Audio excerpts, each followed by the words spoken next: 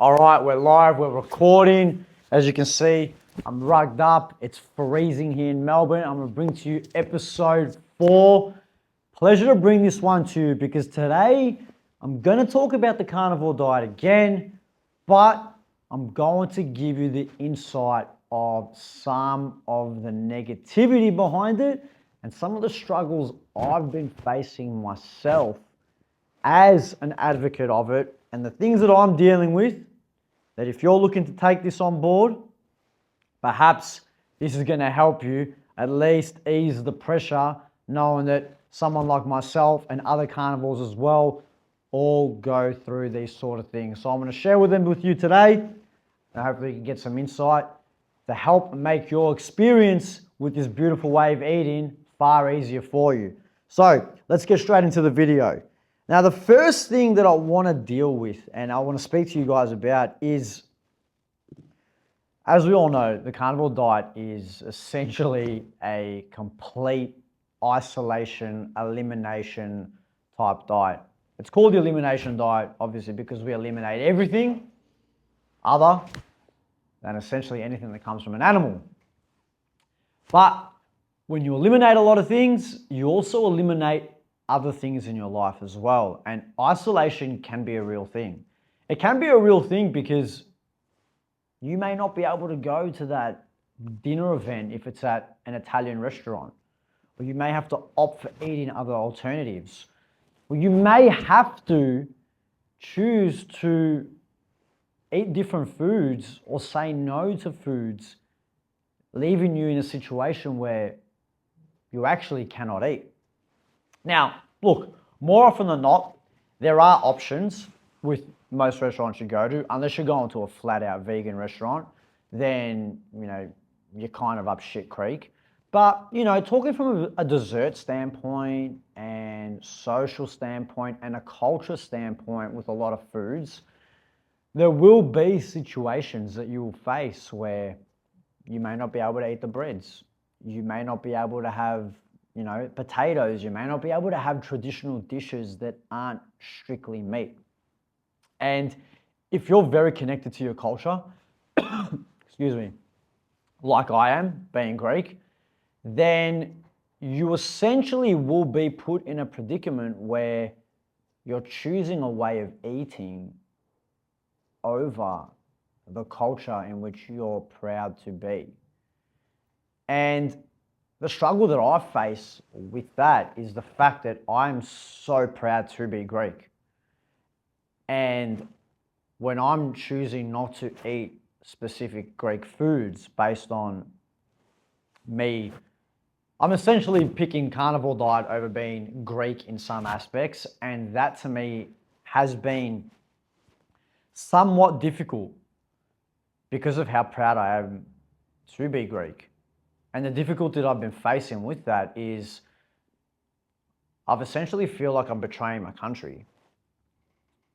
I essentially feel as if I'm not doing right by them and I'm not being as Greek as what I can be because I'm choosing to eat selected meats above, a spanakopita, a tiropita, maybe a pastizo, or something along the lines of that. Like I mentioned in, maybe I think it was in another one of the podcasts I was doing where, my mother had my family over for Mother's Day and she decided to cook for us and she was cooking a moussaka and I didn't partake in that. So from a family instance as well, you have to have the ability to say no to people. Say no to close loved ones. Now, I'm at the point now where people kind of just understand that this is what I do. Don't bother questioning him. He's not going to budge. But initially, you're going to go through these struggles because just like anything, people are going to pressure you and they're going to pull you into, the directions that they feel comfortable in. So when you go to these events and your family's there and you're, starting a diet, even if it's not the carnivore diet, if you're just doing another diet where you're, monitoring your calories, or you're doing it for fit your macros, or whatever the hell it might be. If it's a diet that doesn't if it's a diet that doesn't fit the agenda of, I guess, the particular event or party you're at, then you're going to struggle regardless. So I guess this particular struggle isn't necessarily for the carnivore diet per se. It's just doing something alternative in general, but struggles that you need to face and will face and need to understand these is that when you go to take on board this, a lot of the guys that I'm speaking to on my initial consultations where they want to improve their health, one thing that I always note with them is, okay, fantastic, you're prepared to become a better person, and that's great, and I'm ecstatic to hear that. But you also have to understand that if you're prepared to be a better person, then are you prepared to say no to people that you love, your friends, your family, because of the choices that you are now making with your food? Because if you're not prepared to do that, then you're not prepared to elevate yourself to what you think you want to get to. Because at this stage, where you want to go is essentially just an idea. And it's a good feeling because you know I'm going to get there, or you want to get there and you're prospering to get there. But do you know what it takes to get there? And me being on the other side, having gone through those, having rejected my mother, having rejected my grandmother, having rejected my culture, so I can only eat meat. I understand the difficulty behind that. I've gone through it. I'm on the other end now. And I've been on the other end for many years. People just identify me, and I've created a reputation with, that's just who Chris Tahma is. So don't question it anymore. But when you're in your infancy in this, people don't know you like that. So you have to be able to reject that. Otherwise, this is going to be an eternal struggle for you. People will pull you. Have a beer. Do this. Do that. Oh, it's just this one time. If you're not adamant on the goals that you want to achieve, and you're not adamant about telling people who you love, no, I'm not, this is my goals, then all I have to say is that you will struggle. You will struggle because you're not going to be able to create enough momentum for you to really build up. So initially, I think it's important that you do isolate yourself.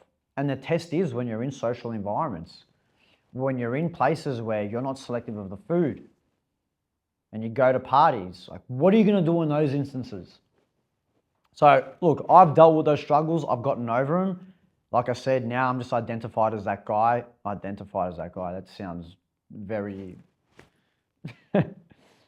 you know what I'm saying. You know what I'm saying. I've got that reputation that I'm just that person. Don't question Chris Tahma. He does that. So there's some of the struggles that I go through and I've been through, and honestly, they are something that continuously pop up. And another one that I want to share with you guys is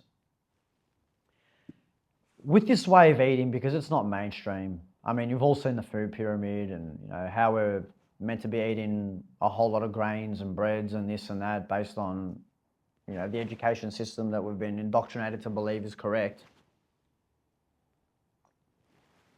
And modern medicine and all the garbage that they throw down our throats. Now, to share some personal information with you guys, I struggle with this on a continuous basis with my father.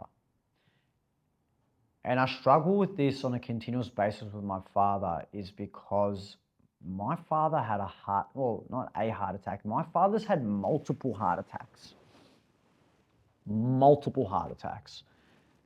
And if you're familiar with the carnivore diet, then I'm sure that you're well versed to understand that your cholesterol goes up. And then if you understand about cholesterol, then I'm sure that you've heard that having high cholesterol leads to heart attacks. Well, that's what they tell us.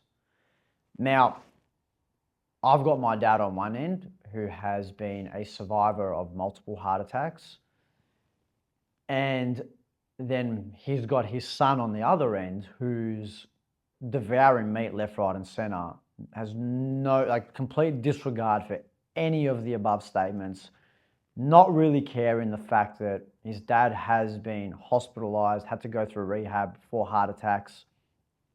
So on one end, I've got my dad who's essentially had a traumatic experience in his life, which has now changed the way he thinks and his outlook on life because of the way doctors are telling him what to eat, what not to eat.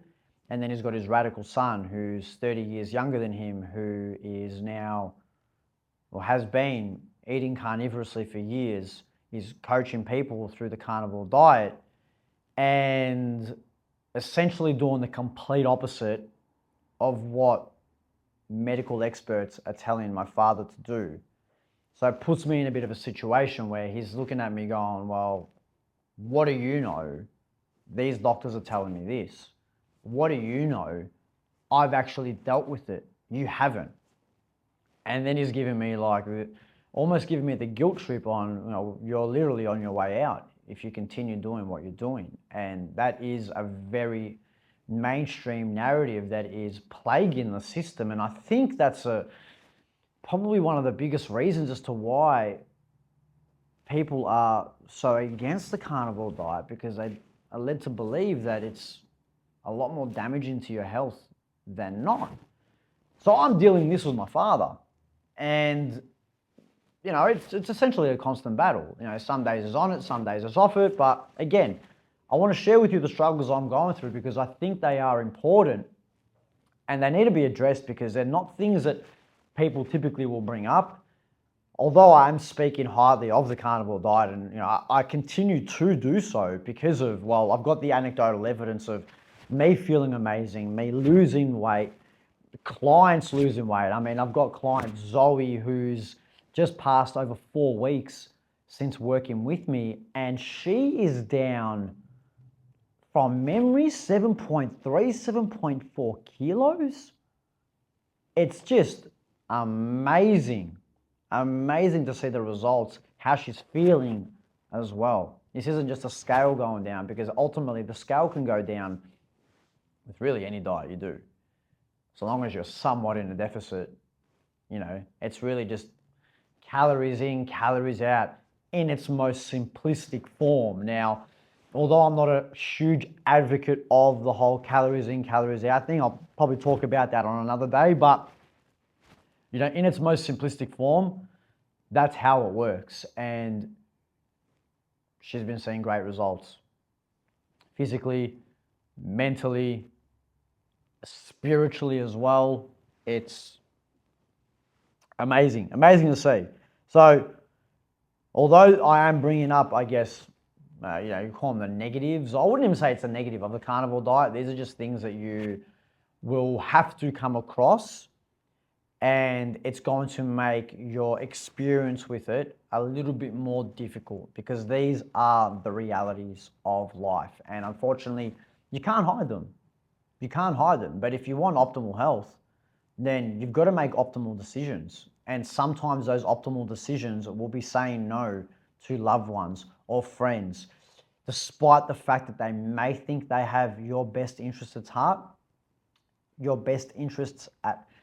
despite the fact that you may think that they have your best interests at heart, then it's not always the case. And I just want to make you guys aware of that because these are the things I'm dealing with. External pressures as well. I mean, I touched on socially, with my girlfriend as well.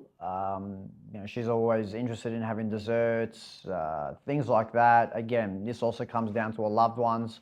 So, if you're serious about your results, then I suggest you take a second to think about how you're going to go about this. Because it's a lot easier said than done that you're just going to go eat meat than actually implementing it and then actually being in the heat of it, and you're now having to eat the meat when the pastas are in front of you, the pizzas are in front of you, and everyone's just saying, oh man, just have a slice. So how much do your goals mean to you is something that you need to ask yourself before taking this on board. Now, next point, budgeting on the carnivore diet. Now, obviously meat is pretty expensive. Well, it can be, that is. It can be pretty expensive. I mean, I think I was answering a couple of questions on my Instagram live where someone asked me, how much are you spending per week on your carnivore diet? And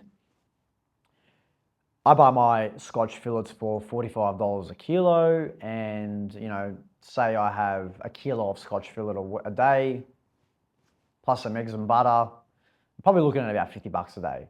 Over the course of a week, it's $350. Now, I get it. That can be quite expensive for a lot of people. But the way I look at it, I guess, is, well, this is almost like a preventative medicine for me. Well, it's not almost. It's essentially a preventative medicine. And a preventative medicine is, it's a cost now that's going to save me costs in the future. Because my health is now optimal. And if my health's optimal, then I have minimal chance of being treated just like everybody else within the medical industry. Not to say that I'm going to be, rushed to the hierarchy of, say, I've got an issue, they're going to say, oh, he's a carnivore, he's going to be treated better. No, what I'm saying is that there's probably a less likely chance that I will be treated because I'm preventing myself from even being treated to begin with, because I'm making the steps to become a healthier human being. So, could I eat pasta and make a meal, in $5, $6? Sure, I could. But I look at it like, well, my quality of life's going to diminish, and I'm probably going to have to pay for that one day or another. So I'm in a situation now where I have access to it. I have the ability to afford it. I have a network in which I can get it for decent wholesale prices, which facilitates that for me. But I understand that not everyone's in that situation. But I've got some cost-effective ways that can help you get the most nutrient density and bang for your buck. And that's important, because I don't want this to be a thing that shies people away from it because of it's a cost thing. Now, you don't always have to go get the grass-fed, grass-finished, the ribeyes. It doesn't have to be that way. You can opt for grain-fed. There's nothing wrong with that. Sure, if you look at the profile, the omega-3 and the omega-6 balances might be a little bit off. But at the end of the day, is it a better choice than not doing it? Absolutely. Absolutely. And it's a good starting ground for you. Even so, you can take it another step back. You can opt for ground beef. Ground beef is like, for what you pay for ground beef, here in Australia at least, you're looking at, I think, $15, $16 a kilo. That's a third of the price of what I'm paying for my ribeyes, with more or less the same nutrient density. Now, don't get me wrong, everyone's going to rather eat a steak over ground beef. But, if you're looking to optimize your health, budget friendly, just like that, you can save quite a few dollars by opting for ground beef as opposed to a ribeye. There's also other alternatives. I was looking at the beef ribs the other day. They're about $22 a kilo. Beef ribs, doing my research, have just as much as nutrient density as ribeyes. Have you even looked at organs? Organs are by far the cheapest meat on planet Earth that I've seen. You're buying like a whole liver for like $3. Now, granted, for me personally, I can't stomach organs. It's just, I can't do it. I can't do it. It's not palatable. They're very irony. Sure, bang for buck, you're not going to get a more nutrient dense piece of meat on planet Earth. but I can't do it. But having said that, doesn't matter. Go to a butcher. Speak to the butcher and see if he can do a mince for you. I know mine definitely does, where he has the offal and he can put the organs in there. You don't even taste it. And again, you're paying like $15, $16 a kilo of beef mince with organs ground through it. It's ridiculous. Ridiculous. Outrageous type of pricing. Bone marrow as well. I'm picking up bones for like $2.50, $5 at the most. Bake the bone, scrape out the marrow, use that as a dipping sauce. It's, you know what I'm saying? So like when you structure your planning around your foods like that, there are a lot more options that you may think. You don't have to go for the bone-in ribeye, grass-fed, grass-finished, where you're paying, you know, exorbitant amounts of money.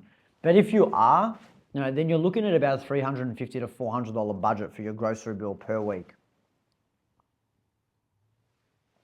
Which, again, in my opinion, it's not that bad, providing it's preventative medicine, but that's not to say that you can, there are alternative ways in which you can do it to get more or less the same benefits as what I'm getting. Now, another thing I want to touch on. I vocally came out and stated that Wednesdays and Fridays I will be partaking in fasts for my Orthodox religion. Now, we fast on Wednesdays and Fridays from memory all year round, and that means abstaining from any type of animal meat other than shellfish and fish that don't bleed. Now, I did this for a couple of weeks, but I'll be honest with you, I haven't been doing it after the first 2 weeks of me doing it. I really struggled. I really struggled. I really can't put my finger on as to why. It was difficult for me to balance the two. Although, and it kind of sounds stupid, because although I did almost the entire fast for Easter where I didn't have any meat whatsoever, you'd think that surely you can do 2 days a week of no animal meats and the rest you can do it. But I kind of get into a mindset where I'm either in or I'm out, and I can't chop and change. This is why when I do the carnivore diet, I'm in. Like, I'm not even, I'm at the point where I'm making dinner with my girlfriend, and, you know, there's a slight bit of carrot in the roast that we're making together that falls on my plate. I'm not having it, because that's just the level of intensity that I am. Now, I wanted to get closer to my faith, as I'm always striving to become a more spiritually connected person. And this is why I did the Easter fast. But I think I got a little bit too ahead of myself, and I just wanted to like publicly express that, because it's made me feel a little bit guilty, and having that guilty feeling didn't sit well with me. And I thought, you know what, rather than feeling guilty about it and not do anything about it, I thought, I'm going to share this with you guys, because these are real struggles I'm dealing with, and I want you guys to see the things that I am going through. It's difficult, you know, being an Orthodox Christian, being faithful to Jesus Christ and my religion, whilst also maintaining a carnivore diet. The complexity behind that is pretty crazy. So, you know, alternatively, people can just be eating, you know, breads and pastas and things on those days, but, you know, I'm essentially just stuck to eating prawns. And like I said, I did it for a few weeks, but I didn't end up going through with it. And I think it's been about 3-4 weeks now where I haven't done it. And it's just been plaguing on my mind. It's been plaguing on my mind. And they're the difficulties that I've been struggling with. Well, that's the current difficulty that I've been struggling with through the carnivore diet. But, you know, I've just learned to let it go. The way that I'm going to go about this moving forward is do my carnivore diet as per normal, And then I will be fasting only in the Easter period, where I will be going essentially full vegan. But all the other intricate fasting periods throughout the year, I'm just not going to partake in them. And I want to make sure that I'm at least sticking true to what I say and not getting and putting myself or getting ahead of myself that, you know, may lead to eventual disappointment. Because at the same time, I am training for a marathon. I am an active guy, and I am in the need for energy. I am in the need for calories. I am in the need for fats. And on Wednesdays and Fridays, the food that I'm subject to eating is essentially fatless. It's strictly protein, and it doesn't work well with, you know, what I'm out there looking to achieve. So I've kind of been that, and I've moved forward, and ultimately my goals at this point is to continue doing the carnivore diet as I always have been, and making sure that my body is primed and prepped in preparation for this marathon, in which I'm looking to participate in October. So that's where I'm at with that, which I'll touch on in a second. Now, back to my training. I had some carbs. I even got some carbs in my drink right now. So I've got coffee here. I've got some cream, and I've also put a little bit of honey in there.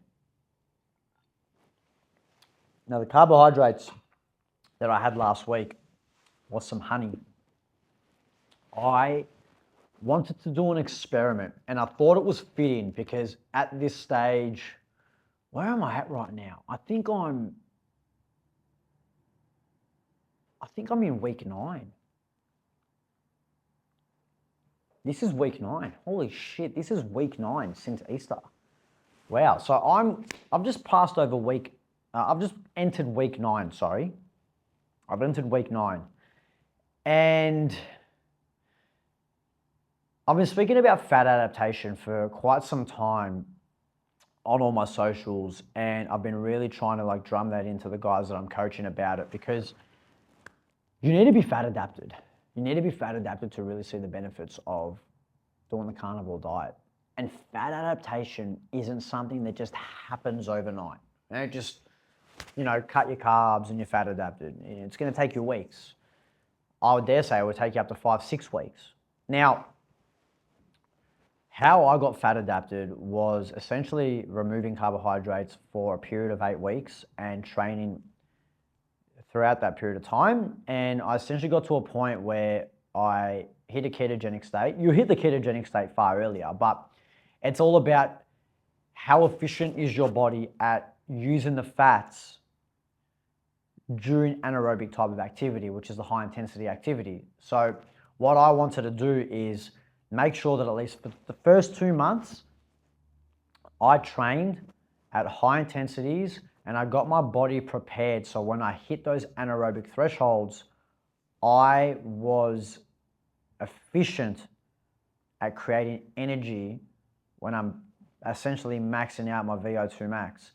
Because what happens at the start is, although your body goes through a period of gluconeogenesis, which is basically creating glucose out of things other than glycogen. So whether you actually eat carbs or not, your body will create its own glucose through gluconeogenesis. Now, how efficient it is at creating that depends on how deep you are in this fat adaptation period. So if you're starting off the carnivore diet in your first couple of weeks in and you don't have any carbs, sure, you'll go through gluconeogenesis, but it's not going to be it's not going to be as efficient as someone that's been doing it for, say, months on end, and they're really deep in that fat adaptation period. So I wanted to be at least 2 months deep into it before I touched a carb, so I could really see if the implementation of carbohydrates would make a difference to my training. So 8 weeks in, I had boxing in about 30 to 45 minutes. Thought, all right, perfect timing. I'm very insulin sensitive. I haven't had carbs in 2 months. I'm deep in my fat adaptation period. I've been training hard. I feel like I'm at a point now where my capacity to push hard is probably at its best. Let's see if carbohydrates do anything. Let's see if they're going to help me perform a little bit better. So I had, I think, 40 grams of honey, bang, went straight to boxing, trained very hard. Now, I don't think I really felt a difference. I mean, I still trained hard. I had a high output. My partner that I was working with that was holding pads for me was, very good at the pads. So that gave me the ability to really keep a very, very high intensity, which was good. I got exhausted, standard. That's just what happens when you train hard.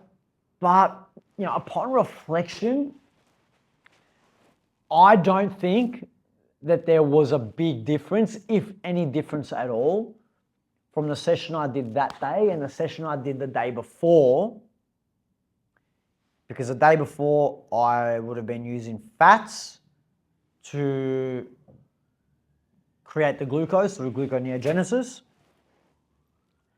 And on the day I had the honey, I would have been using, obviously, glycogen because I had the honey to fuel me for those glycolytic activities when I was performing very, very intensely. And I don't think there was much difference. There wasn't, there may have been a difference, don't get me wrong, but I didn't come out of that session saying, whoa, I need carbs. There was nothing like that. It was just like, oh, okay, well, I trained hard, and it's just really another session. It's not that it was a bad performance, but it wasn't a monumentally better performance. In fact, it felt like it was exactly the same. So I guess for me, anecdotally, that has proven to me that you do not require carbohydrates to perform at the highest possible level, despite what I guess the science or the studies leads us to believe. But I've had a look at a little bit deeper into the studies, and when they do the comparisons between an athlete that doesn't have carbs and an athlete that does have carbs, a lot of the athletes that haven't had the carbs, that are in comparison with the athletes that have had the carbs, they aren't fully fat adapted. They've only been doing it for a couple of weeks. So sure, they're creating glucose through the gluconeogenesis pathways, but it's not efficient because they haven't built full fat adaptation yet. So if they're not efficient in producing the glucose, then of course their results aren't going to be like the people that are eating carbs. That's standard. But that's why I gave it 2 months before making this experiment to see and give me, I guess, fair results. So I did it. I tested myself afterwards. I was knocked out of ketosis. I actually tested myself 24 hours later after the workout. And I had got a reading of, I think it was 0.4. I got a reading of 0.4, and I hadn't eaten anything as well. So it was 24 hours after, sorry, I've got that mixed up. 19 hours after the workout, because I had a meal that night. So I trained at 12, then I had a meal that night, or about 6 o'clock. No, I had a meal at night. So I had a meal at about 7 o'clock that night. Yep. And then I retested myself the next day, having not eaten, at around 4 o'clock. So we're looking at like a 19-hour fast. And I got a reading of 0.4 millimole per deciliter, not deciliter, per liter of blood ketones, which is not in a state of ketosis. So to be in a state of ketosis, you need at least 0.5 to 1, which is like a light state. And then 1 to, I think it's 3 is like your optimal state of ketosis. So I tested 0.4, 19 hours later, no food. So I'm still kicked out of ketosis. 3 hours, 4 hours later, when I tested at that 24-hour mark of no food, 1.1. Optimal ketogenic state I reached. That took me 24 hours later after my last meal. And yeah, no eating 24 hours later until I got back into a ketogenic state. So I guess what I'm trying to say with this is I was deep into fat adaptation, like 8 weeks in. And it still took me a full day of fasting to get back into a ketogenic state. So if you're early in on your endeavors of doing the carnivore diet and eliminating carbohydrates, had I eaten that honey 3 weeks in, I guess depending on how much I would have consumed, but I dare say that it would have taken me a lot longer to get back into that ketogenic state because I wasn't fully fat adapted and my body hadn't truly recognized that fat is my primary source of fuel and it's what I want, because it hasn't realized that, hey, this guy's fat adapted yet. Took me 8 weeks to get there, and it's still a whole day to come back in. And this is the word of warning, and these are some of the struggles I want to give you guys an understanding of, that, you know, if you're early on in this, you got to give it patience. You have to give it patience. You're probably going to struggle at the start. But if you keep, you know, stuffing up, eating carbs, doing this, doing that, it's just you're always going to be in that first couple of weeks adaptation period. And you have the carbs, you're going to restart. Because if you have them early on enough, you're going to be kicked out. And you're going to be kicked out for 2-3 days as opposed to 1. And then you're going to have to go through the adaptation period again. And then 2 weeks later, and then you're at a social event, and then you eat again, and you stuff up, and then back to square one. And then you don't really get the full wrath of what carnivore can do to you. You don't really get it. Because you're always stuck in this trying to get in, but you know, you're out and you feel a little bit, but then, so the only benefits you might get is some weight loss because you've cut carbohydrates, so you've dropped your water. But, you know, from a mental clarity standpoint, you probably won't fully get there. Sure, you won't be having carbs and your sugar might not be spiking, but I'm talking like the ketogenic state as well, because you're just constantly in and out, in and out, in and out. And then on top of that, you know, you won't go through enough periods of autophagy, the whole cell rejuvenation, and all the full intricacies of performing as well, because you're not fully fat adapted, because you keep kicking yourself out. So this is why you need to submit to the process. Submit to the process, and it's going to help you monumentally over the long term. But the struggle will be real for the first couple of weeks. Your identity will have to change. Like, there's just no question about that. If you want changes, you cannot expect to not change anything else other than the fact that you just want to do better. You can't just be, I'm doing carnivore. It's deeper than that. You've got to say no to them. You've got to say no. Get used to saying no. If you want results, no, no, no. Because you're going to get pulled left, you're going to get pulled right. People are going to say, don't worry about that. What's this bullshit you're doing? You've got to stick to your guns. Stay no, get fat adapted at the bare minimum for the first 8 weeks. Then from there on, your training is going to elevate to levels in which you won't be able to imagine. And that, I'm telling you, is where you start feeling good. And on top of that, by that stage, you are now I keep using that word. You are now labeled and known as that person that is the carnivore. And it's serious about their health. And if that means, you know, some people that you got to stop talking to, so be it. Because if they're not down for you to optimize and be better for you overall, then, you know, they were really never down. You've got to have people around you to support your goals. That's what it's all about. And that's why people reach out to me for coaching, because I'm there to support them through their goals. There's the relatability. You know, we're checking in every week, we're doing our Zoom calls, and they're telling me these things. And, I am that person in which they can relate to, which helps them continue. That's why Zoe's doing so well. Because I'm constantly with her the entire time. If she was listening to everything else, she'd be, 7.5 kilos heavier like she was 4 weeks ago. But you have to understand, what decisions was she making 4 weeks ago to be at that weight? She wasn't saying no like she is now. She was a yes person, a yes to unhealthiness, a yes to bad decisions, a yes to not putting herself first. So if you want to put yourself first, you've got to start saying no to those people and start saying yes to you in reaching your max capacity. We've got one life here, man. Like, well, you know what I'm saying? It's never too late. It's never too late to start. But you got to start. You got to start somewhere. If you're in your 20s, start now. If you're in your 30s, start now. If you're in your 40s, 40s gives you, mate, if you take care of your health at 40 years old, you've got another 40, I'd say 50 years of good, healthy living to go.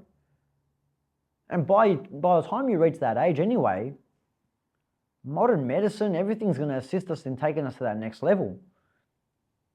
So, I mentioned this before, man. I'm 33 years old, but I feel like I'm just getting started. And some of you might think that and go, you're young, because you might be in your 40s or 50s. Some of you might be watching this and thinking, shit, man, you're pretty old, because you might be in your early 20s. Tell you what, mate, I'm competing with young 20-year-olds, no problem. In fact, I'm out-competing them. So if you take care of your body, nothing's going to slow you down. You just got to put yourself around the right people and make the right choices for yourself. Be selfish. Because I tell you what, being selfish is going to help those around you. You're going to inspire them. You're going to lead. But you need to be able to lead yourself first and foremost. And this is why I wanted to create this video, because I've led myself through these dark times. I've led myself through these periods where a lot of people would have said, yes, I'll just have the pizza. All right, I'll have the moussaka, mum, you're doing my head in. By me saying no, I'm on the other end, and I want to lead you guys to come into the other end, because I'm here and I feel how great it is. But there's no point doing this carnivore diet if you're only going to do it for a few weeks. If you're in, you're in. But make sure you stay in long enough to feel the benefits. Because if you don't, you won't have the most ideal experience. People aren't doing this for decades on end just because they want to be known as some carnivore guy. It's not about that. It's about feeling the best you can. That's the way it is. So if you want to feel the best you can and you want more out of life and you need some structure in your coaching, some mentoring through this whole process, I've got the link in my description. I'll put it in my pinned comments as well. Fill out the application form. Let's see if you're a good fit for the program. And if you are, we'll get the work done. And I'll tell you what, when you're on the other side, you will enjoy life to the fullest. Guys, that's all I've got time for. If you want more information, daily stories, tips, tricks on what I'm doing with the carnivore diet, what I'm doing with my athletes, be sure to check out my Instagram. It's Chris Tahma's Fit. Got it in the pinned comments. All links are in the description. Like, comment, subscribe. See you on the next one.